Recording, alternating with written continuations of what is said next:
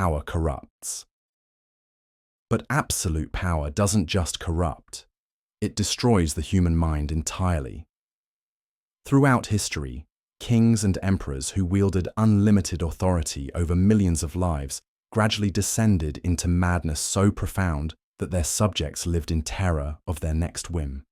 Today, we examine 11 monarchs whose habits were so disturbing, so utterly insane, that they challenge our understanding of human sanity itself.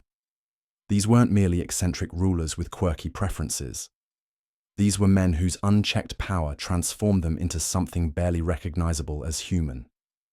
From emperors who believed they were made of glass, to kings who held military tribunals for rats, these stories reveal the darkest truths about what happens when no one can say no to a ruler's increasingly deranged demands. The accounts you're about to hear are documented historical facts, preserved in court records, diplomatic correspondences, and the terrified testimonies of those who witnessed these monarchs' descent into madness. Each case study demonstrates how the isolation of absolute power, combined with the inability of anyone to challenge or correct a king's behavior, creates the perfect conditions for complete psychological breakdown. What makes these stories particularly chilling is not just their grotesque nature, but their historical accuracy. These weren't mythical tyrants or fictional monsters. They were real men who ruled real kingdoms, making decisions that affected millions of lives while trapped in the prison of their own shattered minds. The progression from eccentric ruler to dangerous madman follows a disturbingly consistent pattern across cultures and centuries. Initially, these monarchs displayed merely unusual preferences or behaviors that courtiers learned to accommodate. However, as their power solidified and opposition disappeared, these quirks evolved into increasingly extreme and harmful obsessions. Modern psychology recognizes many of these behaviors as symptoms of severe mental illness, conditions that today might be treated with therapy and medication. However, in their historical context, these kings' madness was often interpreted as divine punishment, demonic possession, or simply the natural consequence of royal blood.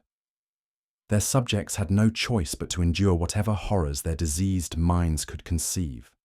The human cost of these rulers' insanity extended far beyond the palace walls.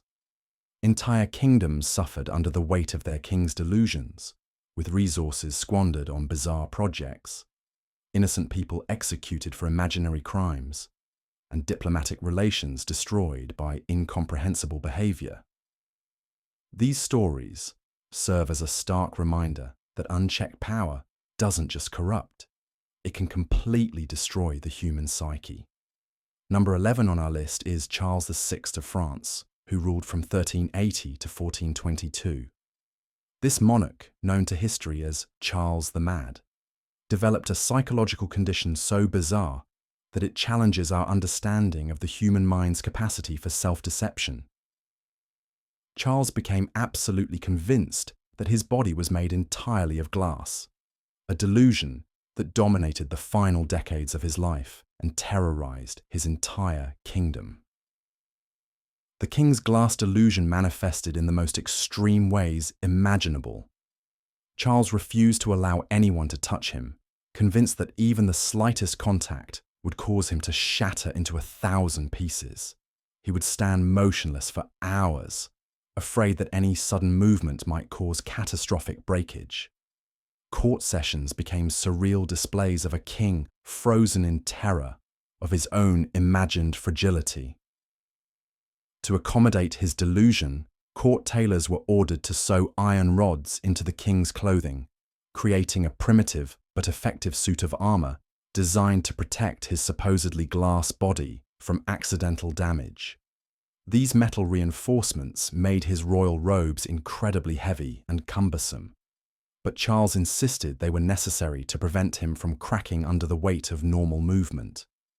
The practical implications of ruling a kingdom while believing oneself to be made of glass proved nearly impossible to manage. Charles could not sit normally on his throne, instead requiring specially padded seats that he believed would cushion his glass body. He refused to ride horses, walk on stone floors, or participate in any court ceremonies that might involve physical contact. State business ground to a halt as the king became increasingly paralyzed by his irrational fears. His delusion extended to his sleeping arrangements, where Charles demanded that his bed be surrounded by cushions and soft materials to prevent injury should he roll over during the night. He employed servants whose sole responsibility was to ensure that no hard objects came within arm's reach of their glass king. Foreign ambassadors reported home about the impossibility of conducting normal diplomatic relations with a monarch who believed he would shatter if someone shook his hand. Treaty negotiations became elaborate pantomimes where documents had to be placed on tables for the king to read rather than handed to him directly. The dignity and authority of the French crown suffered immeasurable damage as word spread throughout Europe about their glass king.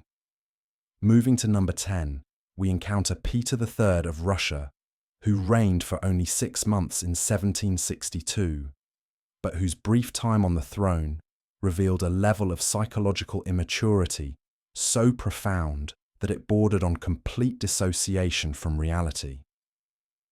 This 34-year-old emperor approached the governance of the largest empire on earth with the mentality of a child playing with toys. Peter's obsession with toy soldiers and war games reached levels that defied comprehension. He maintained enormous collections of miniature armies complete with tiny cannons, cavalry units, and infantry formations that he would arrange and rearrange for hours each day. These weren't merely casual diversions. They became the primary focus of his attention, taking precedence over actual military affairs and state business. Court officials were forced to wait for hours while their emperor played with dolls. Peter's war games extended beyond simple toy arrangement into elaborate theatrical productions that consumed entire days. He would force members of his court to participate in mock battles, assigning them roles as different army units and requiring them to march around the palace following his shouted commands. The emperor's disconnect from reality became even more apparent in his treatment of actual military personnel. Peter would conduct formal military tribunals for rats that he claimed had committed acts of desertion and cowardice. These proceedings followed proper military protocol, complete with charges read aloud, testimony from witnesses, and formal sentencing. The rats, whether dead or alive, would be subjected to military punishment, including execution by hanging from tiny gallows that Peter had specially constructed for this purpose. His childish approach to governance extended to his handling of diplomatic relations, where Peter would insist on conducting negotiations while playing with his toy soldiers. Foreign ambassadors reported the surreal experience of discussing trade agreements and military alliances, while the Emperor of Russia moved toy cavalry units around a sandbox. These displays of complete immaturity destroyed Russia's credibility on the international stage. Number 9 brings us to King Farouk of Egypt, who ruled from 1936 to 1952 and transformed the ancient dignity of pharaonic power into a grotesque display of compulsive theft, sexual obsession, and material greed that shocked even the most jaded observers of royal excess. This monarch, who inherited one of the wealthiest kingdoms in the Middle East, developed habits so bizarre and criminal that they would eventually contribute to the complete collapse of the Egyptian monarchy. Farouk's compulsive stealing became legendary throughout diplomatic circles, earning him a reputation as the most accomplished royal pickpocket in history. No object was safe from his grasping fingers. He would steal watches from the wrists of dinner guests, fountain pens from the pockets of ambassadors, and jewelry from the necks of women attending state functions. Most famously, he successfully pickpocketed a watch from Winston Churchill during a diplomatic meeting, a theft so audacious that it became international news. The king's obsession with red automobiles bordered on the pathological.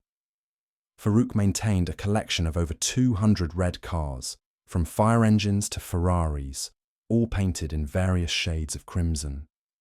He would spend hours each day inspecting his fleet, often ordering his mechanics to repaint vehicles if their red wasn't precisely the correct shade. Egyptian law was actually changed to ensure that only the king could own a red vehicle, making the possession of red cars by anyone else a criminal offence punishable by imprisonment.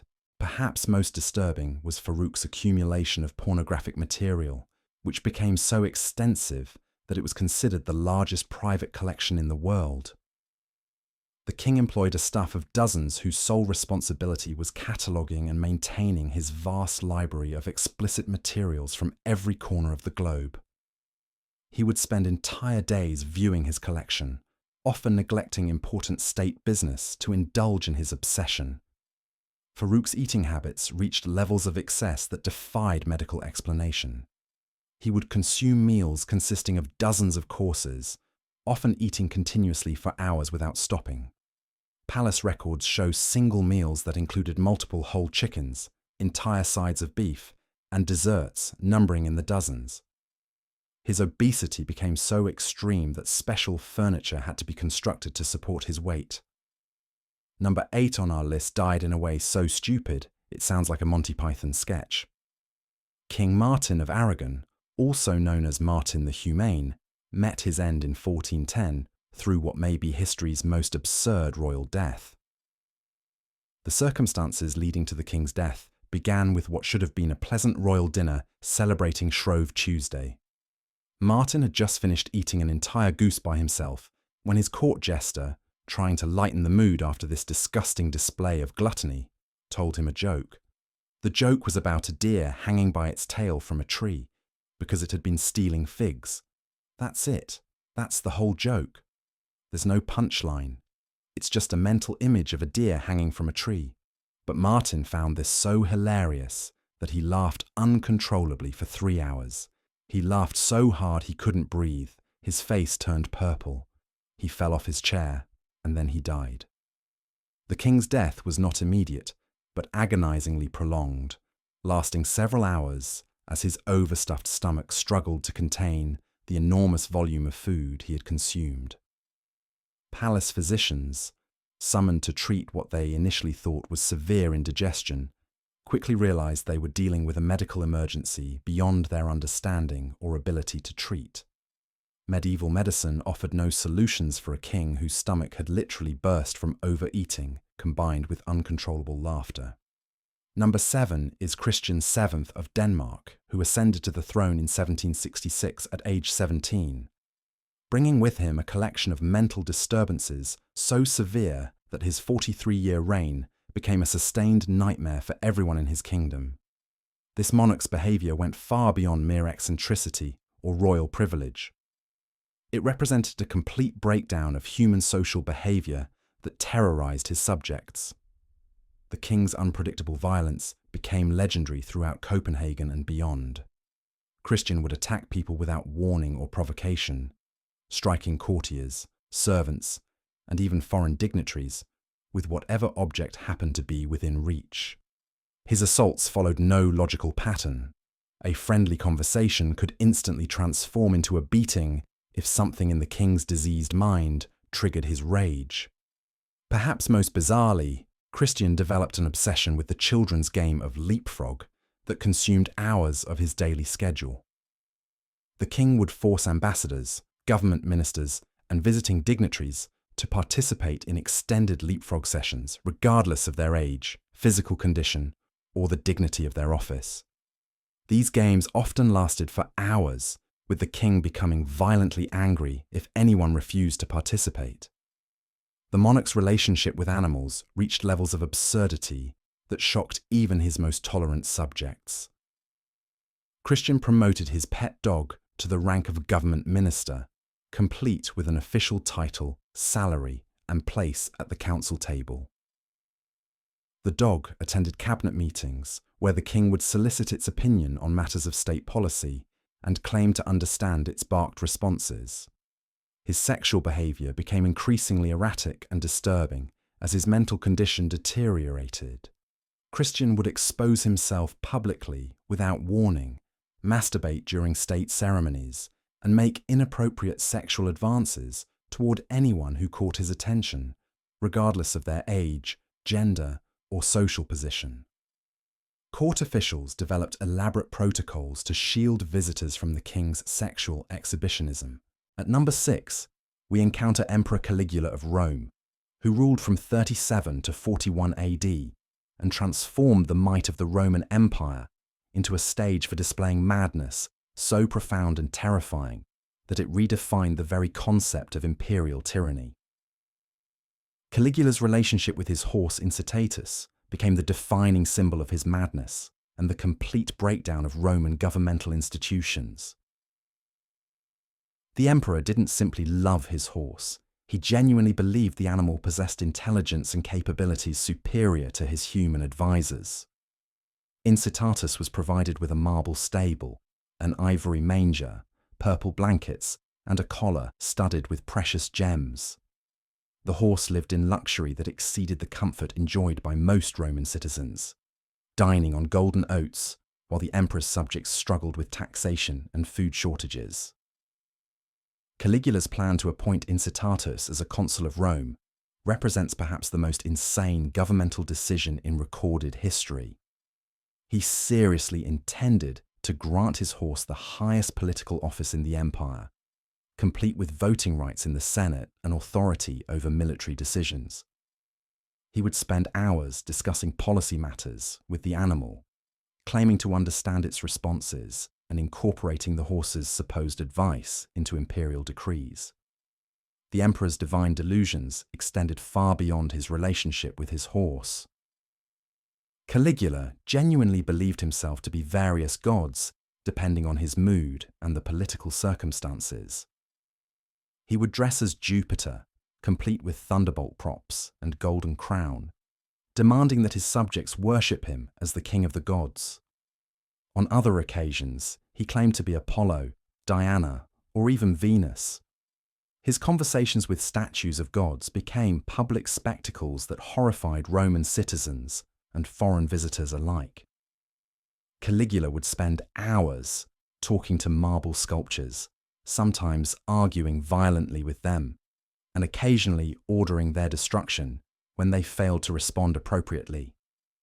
He claimed to receive direct communications from these statues, using their supposed messages to justify increasingly erratic and destructive policies. Number 5 brings us to Ludwig II of Bavaria, who ruled from 1864 to 1886 and created a fantasy world so elaborate and disconnected from reality that it consumed his kingdom's resources and ultimately led to his mysterious death. Known as the fairy tale king, Ludwig's obsession with recreating medieval romance and fantasy transformed Bavaria into a stage for his elaborate delusions. Ludwig's most famous expression of madness was his construction of Neuschwanstein Castle, a medieval fantasy built with 19th century engineering that served no practical purpose beyond satisfying his romantic delusions. This wasn't simply an expensive building project. It was the physical manifestation of a mind completely disconnected from reality. The king's dinner parties with deceased monarchs represent some of the most documented cases of elaborate delusion in royal history. Ludwig would order full formal dinners to be prepared and served for guests who existed only in his imagination. Place settings were laid for long-dead kings and queens, conversations were held with empty chairs, and toasts were offered to invisible companions. His obsession with Richard Wagner's music evolved into a complete confusion between opera and reality. Ludwig genuinely believed that he was living inside Wagner's mythological world, seeing himself as various heroic characters from the composer's works. He would spend entire nights performing operatic scenes alone in his castle rooms, singing to imaginary audiences. The king's nocturnal lifestyle became increasingly bizarre as his condition deteriorated. Ludwig would sleep during the day and conduct all his activities at night, reversing the normal patterns of court life and government. His nighttime wanderings through his castles became elaborate theatrical productions where he would dress in costumes representing various historical figures. Now we reach the point where this exploration of royal insanity takes a darker turn. Because what we've covered so far, disturbing as it was, represents only the surface of how absolute power corrupts the human soul. The next 5 monarchs on our list didn't just lose their minds. They became monsters whose appetites knew no bounds, whose cruelty defied comprehension, and whose very existence proved that unchecked authority transforms human beings into something barely recognizable as our species. Number 6 brings us face to face with pure evil disguised as imperial majesty. Vlad III of Wallachia, known to history as Vlad the Impaler, didn't just kill his enemies. He turned murder into performance art, transforming the act of taking human life into elaborate theatrical productions that satisfied his diseased need for spectacle and suffering. This wasn't the random violence of a madman. This was systematic, calculated cruelty carried out with the precision of a master craftsman and the enthusiasm of an artist creating his masterpiece. Vlad's preferred method of execution reveals the depths of his psychological corruption. Impalement wasn't simply a means of killing. It was a carefully orchestrated process designed to maximize both physical agony and psychological terror.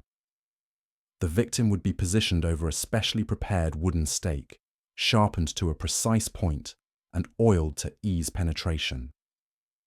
The stake would then be slowly, methodically driven through the body, carefully positioned to avoid vital organs so that death would be prolonged rather than merciful.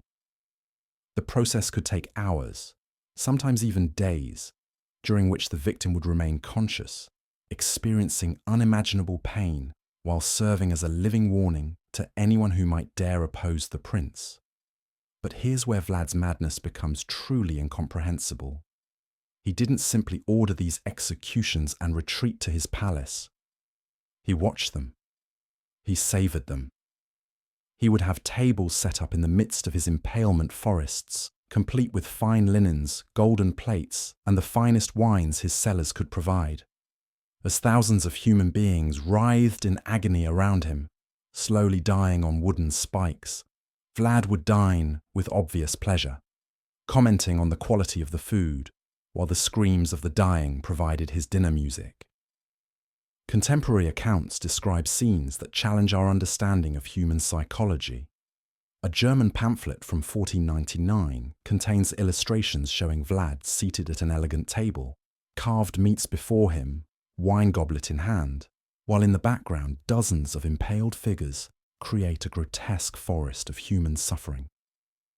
The text describes how he would dip his bread in the blood flowing from his victim's wounds, consuming it with apparent relish, while engaging in casual conversation with his dinner companions about matters of state and governance.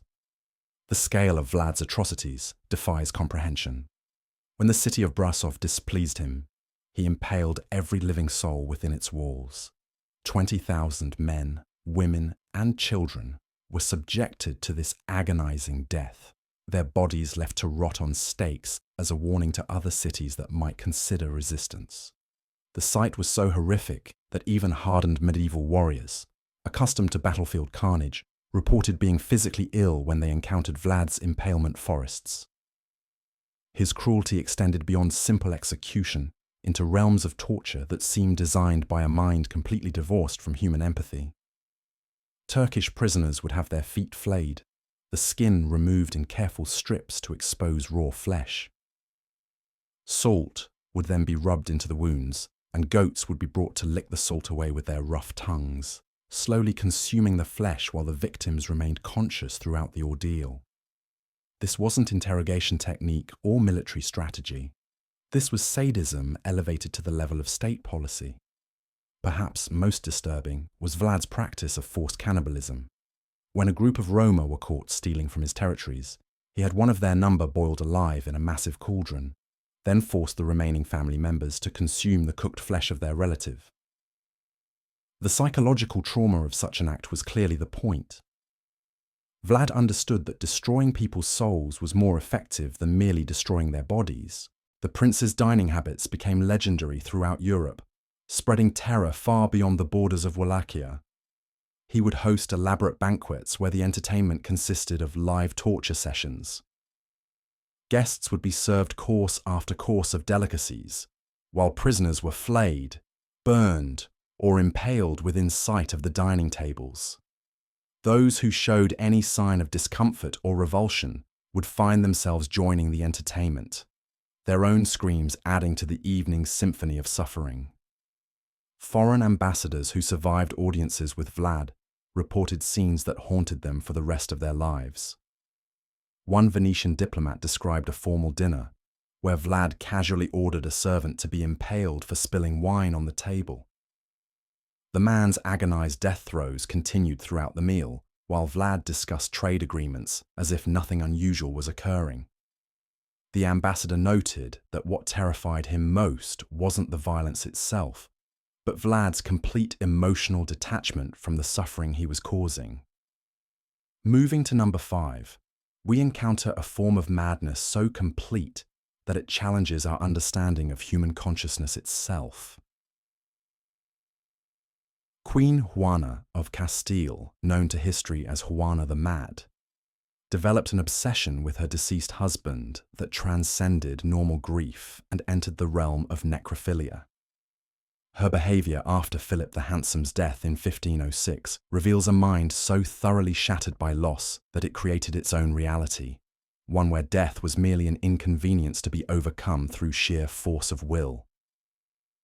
Philip's death from fever at age 28 triggered a psychological collapse in Juana that manifested in ways that horrified even her court, accustomed as they were to royal eccentricity. Within hours of his death, she had his body embalmed and placed in an ornate coffin, but instead of allowing normal funeral proceedings, she insisted on keeping the corpse in her private chambers. She would spend hours each day sitting beside the coffin, speaking to Philip as if he were still alive, sharing court gossip and seeking his advice on matters of state. The true horror began when Juana started treating Philip's corpse as if it were still her living husband. She would have the coffin open daily so she could kiss the decomposing lips, caress the increasingly skeletal hands, and lie down beside the body as if sharing a marriage bed. Servants reported that she would dress the corpse in fresh clothes, comb its hair, and even attempt to feed it, becoming violently angry when the food would simply fall from the rotting mouth onto the silk burial garments. When pressured by her advisors to allow proper burial, Juana agreed to transport Philip's body to the royal mausoleum in Granada. But what should have been a solemn funeral procession became a grotesque traveling circus of madness. Juana insisted on accompanying the coffin personally, ordering frequent stops so she could have it opened and spend time with her dead husband.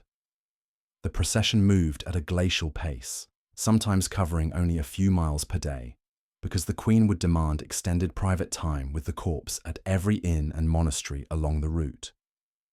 The psychological implications of Juana's behavior extended far beyond simple grief. She developed elaborate delusions about Philip's continued existence, insisting that he was merely sleeping and would soon wake up. She would rage at servants who suggested otherwise, accusing them of conspiracy and treason. Her inability to accept reality became so complete that she began issuing royal decrees in Philip's name, forging his signature on documents and claiming to speak with his authority, even as his body continued its inevitable decomposition. The most disturbing aspect of Juana's madness was how it affected her relationship with the living. She became violently jealous of any woman who came near Philip's coffin, convinced that other women were trying to seduce her dead husband. She would attack female servants who approached too closely, scratching their faces and pulling their hair while screaming accusations of adultery. This jealousy extended to her own daughters, whom she began to see as rivals for Philip's affection, leading to a complete breakdown in maternal relationships. Contemporary physicians, limited by medieval understanding of mental illness, could offer no effective treatment for Juana's condition.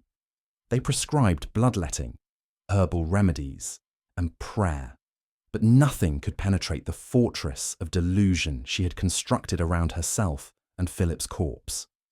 Her madness became so complete that she lost the ability to distinguish between the living and the dead, between reality and fantasy, between the present and the past.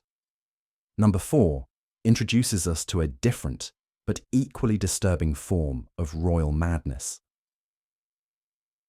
King George III of England, who ruled during the loss of the American colonies, suffered from episodes of insanity so severe that they transformed him from a competent monarch into a raving lunatic whose behavior terrorized his own family and court. Modern medical analysis suggests he suffered from porphyria, a genetic blood disorder that can cause symptoms indistinguishable from severe mental illness. But to his contemporaries, he appeared to be a man whose mind had been completely consumed by demons. George's episodes of madness followed a predictable but terrifying pattern. They would begin with physical symptoms. His urine would turn blue or red, his skin would become hypersensitive to touch, and he would experience excruciating abdominal pain. But these physical manifestations were merely the prelude to psychological horrors that would unfold over the following days and weeks. The king would begin speaking rapidly and incoherently, his thoughts racing from topic to topic with no logical connection.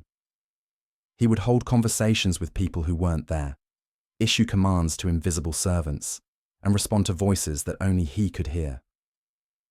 During his worst episodes, George would become violent and unpredictable, attacking anyone who came within reach. He once grabbed a page by the throat and began strangling him, convinced the boy was an assassin sent by his enemies. On another occasion, he tried to throw himself from a palace window, screaming that he needed to fly to America to personally defeat the rebels who had dared to defy his authority. His physical strength during these episodes was reportedly superhuman, requiring multiple strong men to restrain him. The king's sexual behavior during his mad periods became a source of particular embarrassment for the royal family. He would expose himself to female servants, make crude sexual propositions to visiting dignitaries' wives, and masturbate openly during court ceremonies. His language became increasingly profane and sexual, with streams of obscenities pouring from the mouth of a man who had previously been known for his moral rectitude and religious devotion. Perhaps most tragically, George's madness destroyed his relationships with his own family. He would fail to recognize his wife, Queen Charlotte, sometimes becoming convinced she was an imposter sent to spy on him. He would rage at his children, accusing them of plotting against him or trying to steal his throne. During one episode, he became convinced that his youngest daughter was actually his deceased mother, leading to scenes of confusion and horror that traumatized the entire royal household. The treatments prescribed for George's condition were as disturbing as the symptoms themselves. Royal physicians, working with medieval understanding of mental illness, subjected the king to bloodletting, purging, and cold water treatments that amounted to torture. He was restrained in a straitjacket, chained to his bed, and subjected to ice baths that left him blue and shivering. These treatments not only failed to cure his condition, but likely made it worse, adding physical trauma to an already fragile mental state. Number 3 takes us into the realm of absolute paranoia made manifest in state policy. Emperor Qin Shi Huang of China, the first emperor to unite the Chinese kingdoms under a single rule, developed an obsession with achieving immortality that consumed his entire reign and ultimately killed him. His paranoia about death and assassination created a police state so oppressive that it made normal life impossible for millions of his subjects, while his pursuit of eternal life through increasingly toxic remedies slowly poisoned his body and mind. Qin Shi Huang's fear of death began early in his reign and quickly escalated into a consuming obsession that affected every aspect of his governance. He employed armies of alchemists, physicians, and mystics whose sole purpose was discovering the secret of eternal life. These supposed experts, terrified of disappointing their emperor, created increasingly elaborate and dangerous potions that they claimed would grant immortality to anyone brave enough to consume them. Mercury became the centerpiece of the emperor's immortality regimen. He consumed mercury pills daily, believing that the toxic metal would purify his body and grant him eternal life. These mercury treatments were prepared by court alchemists who understood nothing about the substance's deadly properties. The emperor would consume these pills with religious devotion, convinced that swallowing poison was his path to godhood. The irony of consuming a deadly substance to avoid death was lost on a mind completely corrupted by absolute power. The emperor's paranoia about assassination attempts led him to create a lifestyle so secretive and complicated that it bordered on the absurd. He would sleep in a different palace each night, never revealing his location to anyone except his most trusted bodyguards. He travelled in identical carriages that moved in different directions to confuse potential assassins. Anyone who revealed information about his whereabouts was executed along with their entire family, creating a climate of terror that made normal court life impossible. The toxic effects of mercury poisoning began to manifest in increasingly erratic behavior and physical symptoms that his court physicians were powerless to treat. The emperor's hands developed tremors, his speech became slurred, and his mental faculties deteriorated rapidly. He would fly into violent rages over minor infractions, order mass executions based on paranoid delusions, and make increasingly irrational decisions that threatened the stability of his empire.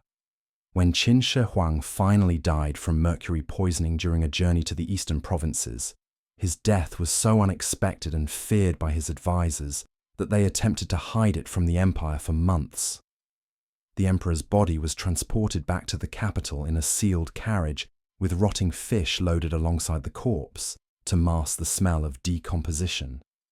This grotesque final journey represented the ultimate expression of an emperor whose pursuit of immortality had led him to become literally toxic in both life and death. Number 2 brings us to a level of gluttony so extreme that it literally killed its practitioner. King Adolf Frederick of Sweden died in 1771 from what can only be described as epic overeating, consuming such massive quantities of food in a single sitting that his digestive system literally burst from the pressure. His death represents the ultimate expression of royal excess taken to its fatal conclusion, a man so disconnected from normal human limitations that he literally ate himself to death. The circumstances of Adolf Frederick's death began with what should have been a pleasant royal dinner celebrating the pre-Lenten feast of Shrove Tuesday. However, the king approached this meal with an appetite that defied all reasonable limits, consuming quantities of food that would have challenged the digestive capacity of several normal people combined. Court records document the final meal in horrifying detail. Lobster, caviar, sauerkraut, kippers, and champagne consumed in enormous quantities before Adolf Frederick moved on to the dessert that would prove fatal. The king consumed 14 servings of hetväg, traditional Swedish pastries filled with cream and almond paste, despite being already overfull from the massive quantities of rich food he had consumed earlier in the evening. These pastries weren't ordinary confections but elaborate desserts designed to satisfy a royal taste. Each serving contained heavy cream, thick almond paste, and sweet bread that absorbed liquids and expanded in the stomach. 14 of these rich, expanding desserts created a mass of food that his digestive system simply could not process. The king's death was not immediate, but agonizingly prolonged, lasting several hours as his overstuffed stomach struggled to contain the enormous volume of food he had consumed. Palace physicians, summoned to treat what they initially thought was severe indigestion, quickly realized they were dealing with a medical emergency beyond their understanding or ability to treat. Medieval medicine offered no solutions for a king whose stomach had literally burst from overeating. Adolf Frederick's agony during his final hours was witnessed by court officials who were horrified by the sight of their king dying from the consequences of his own gluttony. His pain was so extreme that he could not lie down, sit comfortably, or find any position that offered relief from the internal damage caused by his massive food consumption. The dignity of kingship was completely destroyed as the monarch writhed in agony from the effects of overeating. And finally, we reach number 1 on our list of royal madness, King Henry VIII of England in his final years. By the end of his reign, Henry had become a walking nightmare whose physical decay matched his psychological deterioration. His massive obesity, infected wounds, and violent mood swings created a monster whose very presence terrorized everyone around him. The king, who had once been the golden prince of European royalty, had become something barely recognizable as human. Henry's weight had reached levels that challenged the structural capacity of Tudor architecture. Estimated at over 400 pounds, the king required special furniture, reinforced floors, and mechanical lifting devices to accommodate his massive bulk. He could no longer walk unassisted, instead requiring teams of servants to carry him in specially designed chairs or drag him upstairs using pulley systems. The very palaces had to be reconstructed to support the physical presence of their king. The king's ulcerated leg became a festering wound that poisoned the air around him with its putrid stench. This open sore, possibly caused by a jousting accident years earlier, never healed properly and developed into a constantly weeping infection that could be smelled from across a room. The combination of his infected leg, poor hygiene, and digestive problems created a smell so overwhelming that courtiers would excuse themselves from his presence to vomit. Henry's eating habits continued to be excessive, even as his body struggled to process food properly. He would consume enormous meals while suffering from what were probably symptoms of diabetes, creating a cycle where his appetite remained enormous, while his body's ability to handle food decreased. Meals became public spectacles of gluttony that disgusted foreign visitors and demonstrated the king's complete loss of dignity. The psychological effects of constant pain and physical degradation transformed Henry into a monster of unpredictable violence. His famous temper, once merely intimidating, became genuinely terrifying as his physical agony drove him to extremes of cruelty that shocked even his most hardened courtiers. He would order executions on whims, sentence people to death for imaginary crimes, and fly into rages that left witnesses traumatized and fearful for their own lives. The most grotesque aspect of Henry VIII's legacy was revealed after his death, when his coffin burst open during transport to his burial site. The king's body had begun decomposing so rapidly that the gases produced by putrefaction literally exploded his coffin, spilling his liquefied remains onto the floor of the church, where dogs were later observed licking up the fluids. This final humiliation completed the transformation of a once powerful king into something barely recognizable as human. These 11 monarchs represent more than historical curiosities or examples of individual mental illness. They demonstrate a fundamental truth about human nature that remains relevant today. Absolute power doesn't just corrupt, it systematically destroys the human capacity for rational thought, moral judgment, and basic social behavior. Each of these rulers began their reigns as recognizably human beings. But the isolation and unchecked authority of absolute power gradually stripped away their sanity, their moral compass, and ultimately, their basic humanity. The pattern that emerges from these cases is disturbingly consistent across cultures, centuries, and political systems. Absolute power creates a psychological environment where normal feedback mechanisms disappear, where consequences for destructive behavior are eliminated, and where the ruler becomes trapped in an echo chamber of their own increasingly distorted perceptions. Without external constraints or genuine criticism, the human mind appears incapable of maintaining its connection to reality. The stories of these mad kings serve as a warning about the fundamental incompatibility between unlimited power and human sanity.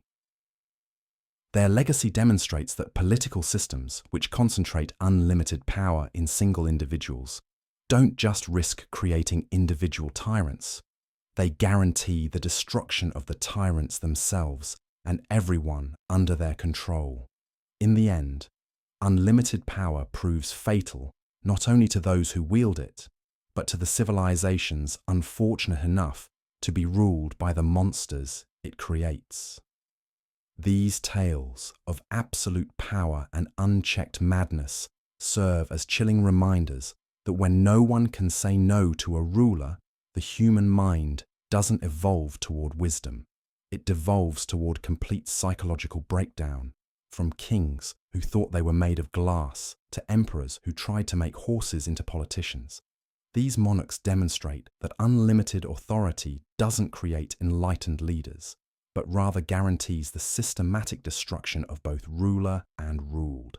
Their legacies stand as warnings that the corruption of power extends far beyond simple moral failings to encompass the complete collapse of human sanity itself.